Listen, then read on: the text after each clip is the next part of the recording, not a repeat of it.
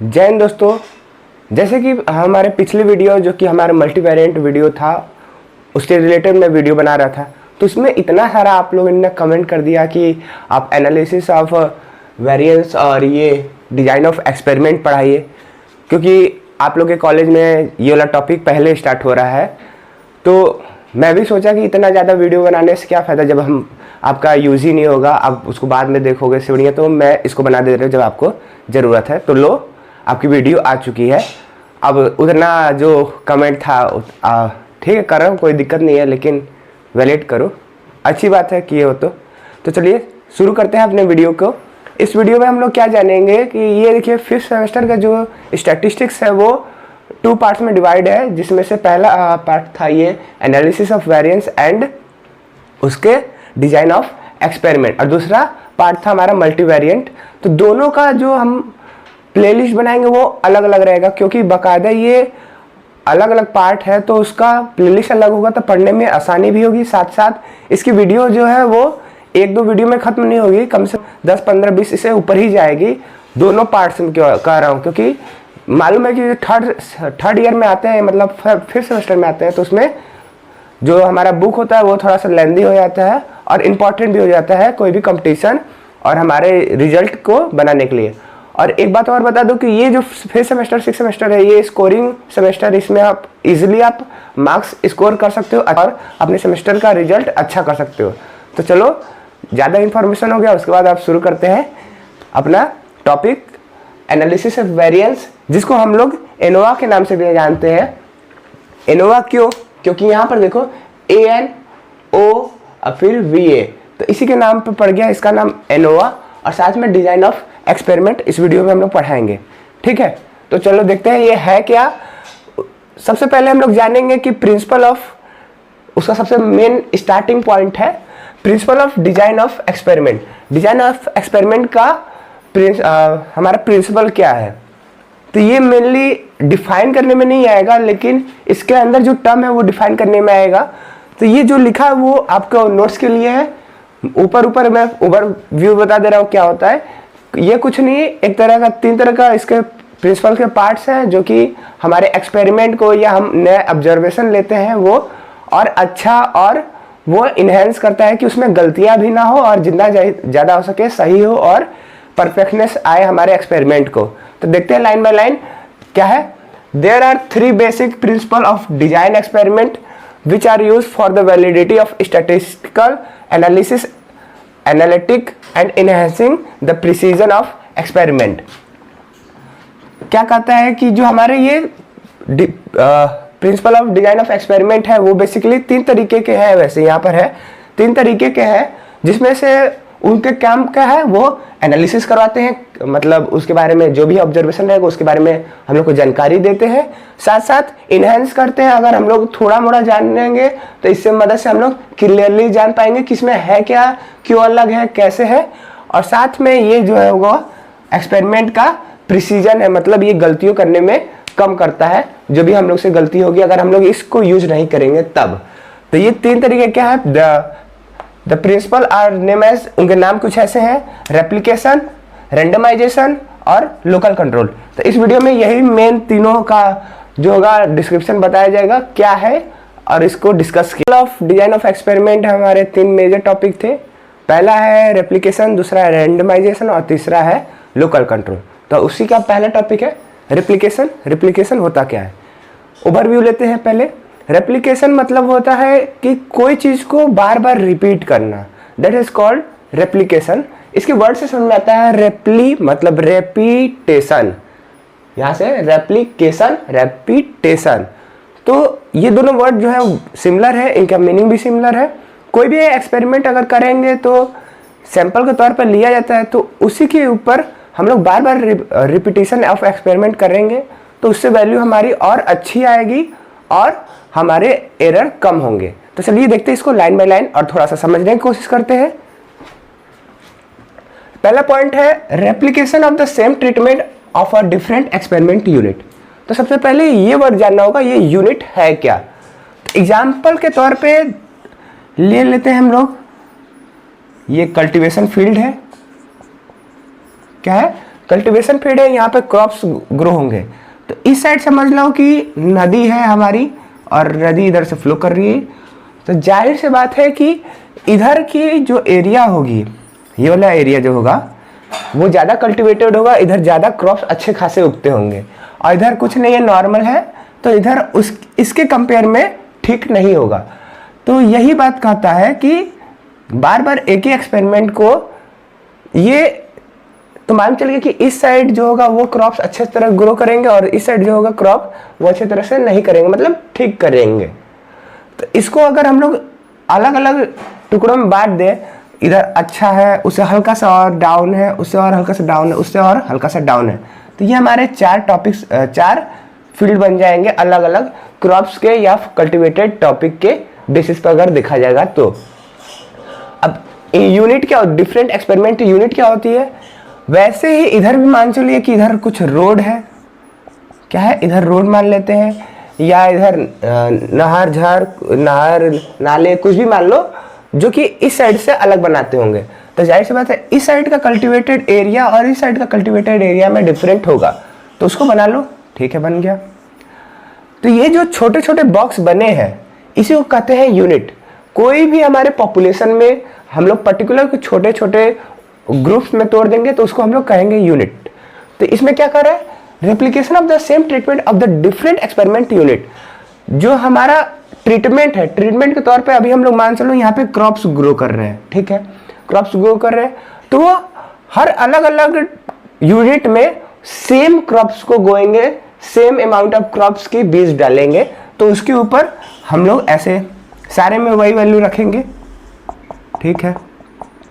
इसी को कहता है कि replication of the same treatment of the different experiment unit. अलग अलग यूनिट में सेम हमारा ट्रीटमेंट चल रहा है, एक ही साथ क्रॉप्स गए, इसी में आप फर्टिलाइजर यूरिया सब इक्वल अमाउंट में सारे यूनिट में फॉलो किए। ये हमारा पहला है, क्योंकि रेप्लिकेशन मतलब एक ही चीज को बार बार रिपीट करना अलग अलग यूनिट में। दूसरा क्या है, it is use to average out influence of the chance factor और डिफरेंट एक्सपेरिमेंट यूनिट।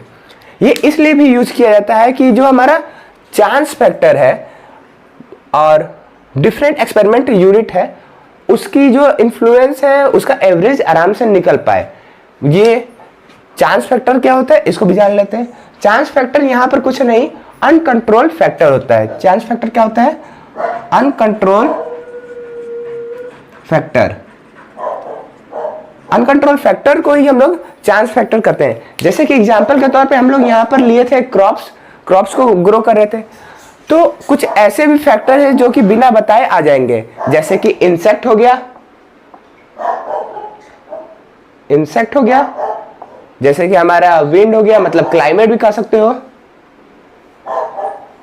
ऐसे और भी बहुत सारे हैं, ये तो अब आपको समझ में आ रहा होगा और बहुत सारे कैसे हो सकते हैं। इंसेक्ट हो गया, क्लाइमेट हो गया, वहाँ सॉइल के टाइप्स हो गए, वहाँ के इस साइड रिवर है तो इधर कल्टिवेटेड एरिया ज़्यादा होगा, वही चीज़ है। लेकिन जो हमारे क्रॉस में है वो अचानक ही क्या चेंज हो जाएगा उसको कहेंगे अनकंट्रोल फैक्टर्स, जिसमें हम लोग इंसेक्ट कर सकते हैं, उसको कंट्रोल कर सकते हैं। आएंगे इंसेक्ट खाएंगे, हाँ हो सकता है थोड़ा भगाए फिर रात में आ जाएंगे तो क्या कर लोगे। फिर वही क्लाइमेट चेंज होगा, क्या उसको कंट्रोल कर सकते हो, नहीं कर सकते। तो ये है हमारे चांस फैक्टर, जिसको हम लोग अनकंट्रोल फैक्टर के नाम से भी जानते हैं। ये हमारा सेकंड पॉइंट हो गया, जिसका हम लोग एवरेज निकाल सकते हैं इसकी मदद से, रेप्लिकेशन की मदद से। एक ही चीज को बार बार करना, इसी को तो कहते हैं average. Repetition of a treatment give more reliable estimate than the it's possible with a single possible। कहता है कोई भी एक्सपेरिमेंट करोगे तो एक बार करने से बढ़िया उसको बार बार रिपीट करो तो वो ज्यादा ही अच्छा रिजल्ट देगा। जैसे कि आप फिजिक्स के एक्सपेरिमेंट करते हो तो फिजिक्स में क्या होता है, एक एक्सपेरिमेंट को बार बार करते हो, लगभग 5 से 10 बार करते हो कि उसका जो एरर है, जो उसका एग्जैक्ट वैल्यू है उसके पास पहुंच पाए। हालांकि एग्जैक्ट वैल्यू नहीं आ पाती, लेकिन जितना ज्यादा पास हो पाओगे उतना ही आपकी वैल्यू अच्छी मानी जाएगी, उतनी ही आपकी एक्सपेरिमेंट अच्छी मानी जाएगी। Replication reduce the experiment area and thus the enable us to obtain the more precise estimate of the treatment of effect. Replication क्या करता है, रेप्लिकेशन करता है कि अब जो एक्सपेरिमेंट की उसमें कम से कम एरर आता है, तभी तो आपका जो वैल्यू है वो एग्जैक्ट जो वैल्यू था उसके पास पहुंचता है, तभी तो होगा जब एरर कम होगा। और ये जब एरर कम होगा तो जाहिर सी बात है कि वो वैल्यू जो होगी, जो ट्रीटमेंट का इफेक्ट होगा वो ज़्यादा प्रिसाइबल दिखेगा, मतलब ज़्यादा अच्छे से हमको मालूम पड़ जाएगा कि वो ट्रीटमेंट की इफेक्ट कैसी है जब उसमें एरर कम होगा। ये बात बता दूं कि इस चीज़ में ऐसा पूरे वर्ल्ड में, ग्लोबल में ऐसा कोई चीज़ है नहीं जिसमें एरर ना हो, ठीक है। माइन्यूट एरर हर चीज़ में होता है। अब इसका नेक्स्ट मेन टॉपिक देखते हैं क्या है। Most important purpose replication we to provide an estimate of the experiment error with which is can not be. कहते हैं कि ये जो इसका पर्पस क्या है, रेप्लिकेशन करने का फायदा क्या है, क्यों बार बार करते हैं रेप्लिकेशन। ये क्या करता है कि हमारा जो एस्टिमेट ऑफ एक्सपेरिमेंट होगा उसका क्या करता है, उसका एरर जो है वो हमको बता देता है कि कैसा इसका एरर आएगा, ये कितना आएगा, ठीक है। जो कि कुछ इस तरीके से होगा जो कि इन दोनों में नहीं होगा। रेप्लिकेशन करेंगे तो उसमें हमको एरर मालूम चल जाएगा, लेकिन इन दोनों में नहीं होगा। इन दोनों क्या है, test significance of the reference between any two treatment. कोई भी दो ट्रीटमेंट में अगर हम लोग टेस्ट सिग्निफिकेंस देखेंगे तो हम लोग को उतना अच्छे से नहीं मालूम पड़ेगा कि हमारा उसमें एरर कैसा है, कितना है। लेकिन वही अगर हम लोग बार बार करेंगे तो मालूम चल जाएगा कि उसमें एरर कितना है। Determine the length of the confidence interval, और उसका कॉन्फिडेंस इंटरवल को भी ये डिफाइन करने में नहीं कर पाता है, जो कि रेप्लिकेशन मदद कर देता है। कॉन्फिडेंस इंटरवल क्या होता है, ये ऐसे इंटरवल होते हैं कि जहां पर एरिया जो होगा कैसा होगा, मतलब इसको थोड़ा सा समझना पड़ेगा, बस 1 मिनट लगेगा जी। हमारा फील्ड था, हम लोग इसको रिवर के तौर पे हम लोग इसको डिवाइड किए थे। इसी को कहते हैं कॉन्फिडेंस इंटरवल, मतलब कोई चीज को हॉरिजॉन्टली डिवाइड कर दो या कोई चीज को वर्टिकली डिवाइड कर दो, उसी को कहते हैं कॉन्फिडेंस इंटरवल। जब इन दोनों को लेंथ को हम लोग मिलाते हैं तो हम लोग का बाकायदा इसका जो हमारा रेप्लिकेशन है, जो हमारा यूनिट है वो मिल जाता है। ये था हमारा रेप्लिकेशन। इसके बाद देखते हैं randomization. Principle of design of experiment में 3 पार्ट थे। रेप्लिकेशन जो हो चुका, दूसरा है रैंडमाइजेशन जो होगा, और तीसरा जो है वो लोकल कंट्रोल इसके बाद जो होगा। मैं बार बार नाम इसलिए ले रहा हूँ कि आपको लर्न हो जाए। चलिए देखते हैं रैंडमाइजेशन है क्या। जैसे कि नाम से मालूम चल जा रहा है रैंडम, यहाँ पर देख सकते हैं, जी हाँ, जैसा नाम वैसा उसका काम। रैंडमाइजेशन मतलब रैंडम चीज़ों को पिक करना या रैंडमली सब में से कुछ ना कुछ लेते रहना, ठीक है। Use of the random process to assign treatment to experimental unit so that each treatment there equal chance of the showing its work. Randomization क्या होता है, उसमें देखा जाता है रैंडमली हम लोग कोई भी ट्रीटमेंट ऑफ एक्सपेरिमेंट यूनिट में से अगर रैंडमली लेते हैं, ये इसलिए लेते हैं क्योंकि उसमें जो चीज़ें होंगी अलग अलग होंगी, उनको अपना इक्वल चांस मिले कि हाँ कि मेरे संग पार्शियलिटी नहीं किया गया है, कि बस दूसरे को ले दे गया और मेरे को चांस मिला ही नहीं। इसलिए रैंडम यूज करते हैं कि कोई ऐसा ना कहे कि मैं अपना वर्क शो नहीं कर पाया हूँ या मैं अपनी प्रॉपर्टी शो नहीं कर पाया हूँ। एग्जाम्पल के तौर पे आप देख सकते हो अपनी क्लास में अगर सर या टीचर जो होंगे वो रैंडमली पिक करेंगे तो ऐसे अच्छा नहीं होगा, ठीक है। कहेंगे पहले बेंच को उठ जाओ, पहले बेंच के बच्चे उठ जाओ, ऐसे अच्छा नहीं रहेगा। तो रैंडमली पिक करेंगे। पिक करने का तरीका एक नहीं और ढेर सारे होते हैं। जैसे कि अब बाउल में सबके नाम लिख के पेपर पे उसमें डाल दो, पर्टिकुलरली वो सर अपना पेज निकालेंगे, नाम पढ़ेंगे, तो रैंडमली हो गए। या रैंडमली सबको 1-1-2 नंबर दे दो, रैंडमली कोई भी नंबर बोल दो। ऐसे अलग अलग तरीके हैं रैंडमाइजेशन, मतलब रैंडम पिक करने के। दूसरा पॉइंट है, it is the essential for a valid estimate of the experiment error and minimize bias in the result.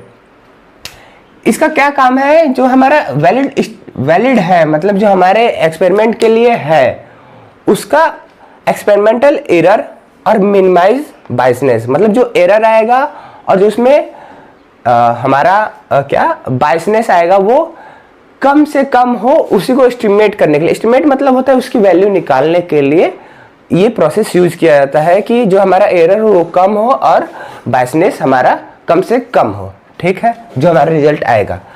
Randomisation is the precision against that may or may not occurs and they may or may not be serious if they are do. Occurs. कहता है ये randomisation जो है ये इस काम पे भी अगेंस्ट होता है कि वो मतलब उसको काम करवाता है कि अगर आप काम करते हो या नहीं करते हो, या आपके काम करने से कुछ होता है या नहीं होता है, तो उससे हमको कोई ऐसा नहीं है कि मैं आपको पिक नहीं करूँगा, आपको रैंडमलाइज पिक करूँगा। जो करेगा जो नहीं करेगा मैं इसको नहीं देखूँगा, उसको इग्नोर करूँगा, और दोनों ही में से कोई को भी मैं दोनों ही को इग्नोर करूँगा और मैं उसमें से अपना पिक कर लूँगा। रैंडमाइजेशन हो जाएगा, उसको अलग अलग मैं पिक कर सकता हूँ।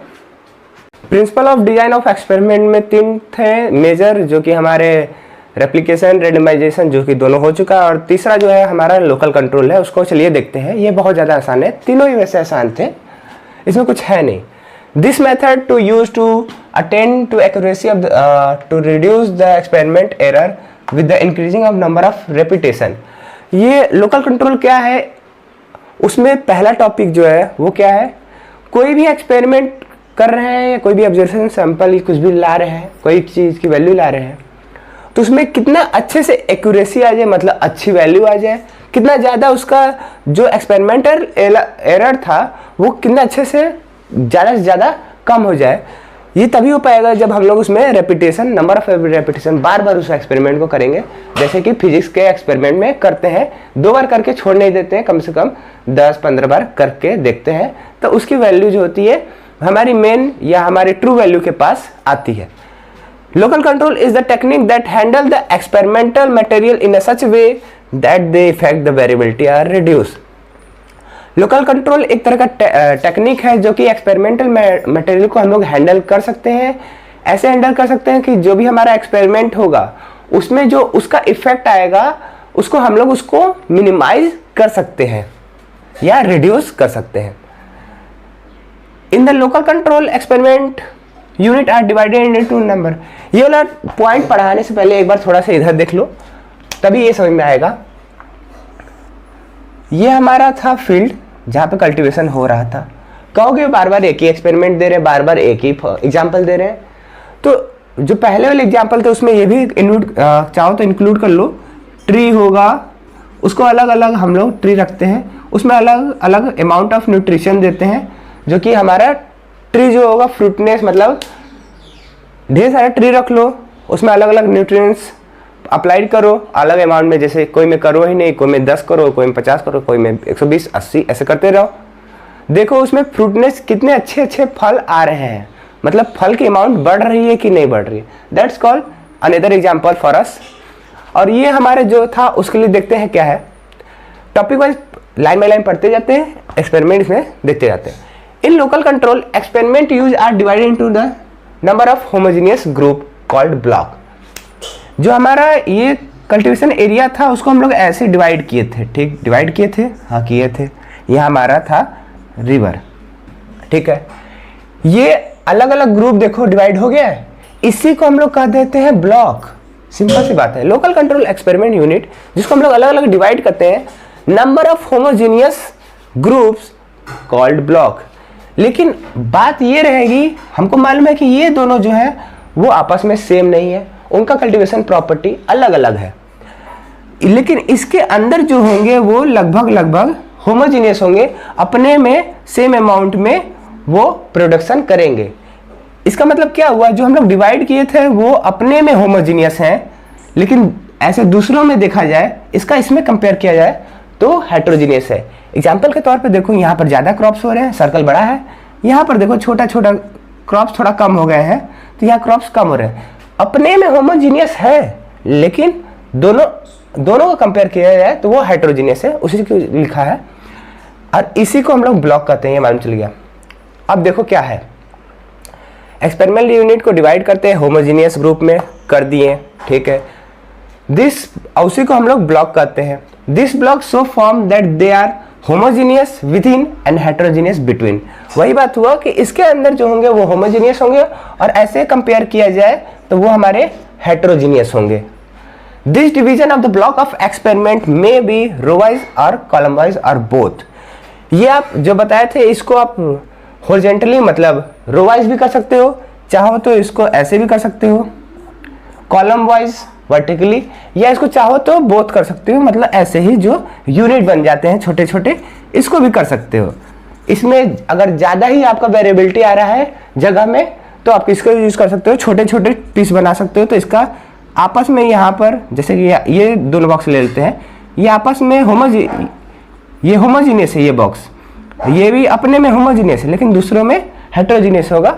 वही है, रो वाइज कर लो, कॉलम वाइज कर लो, और बोथ दोनों तरफ से रो वाइज कॉलम वाइज दोनों कर लो। According to number of factor response for the heterogeneous different type blocking consist different type of experiment design. ये हम लोग इसलिए करते हैं क्योंकि अलग अलग जो ये हमारे होमोजीनियस बने हैं वो हमारे आपस में हेटेरोजीनियस होंगे, जो कि अपने में अलग अलग अपनी वैल्यू देंगे, और ये हमारी अलग अलग वैल्यू देंगे। इसको हम लोग कह सकते हैं कि वो अलग अलग एक्सपेरिमेंट ऑफ डिजाइन होंगे, क्योंकि अलग अलग वैल्यू दे रहे हैं। यह था हमारा लोकल कंट्रोल, और ये अभी पहली वीडियो कंप्लीट हुई, अगली वीडियो फिर बाद में आएगी। मेन टॉपिक पढ़ाता हूँ, आपको मालूम ही है। मिलते हैं अगली वीडियो में, फिलहाल के लिए इतना ही। जय हिंद।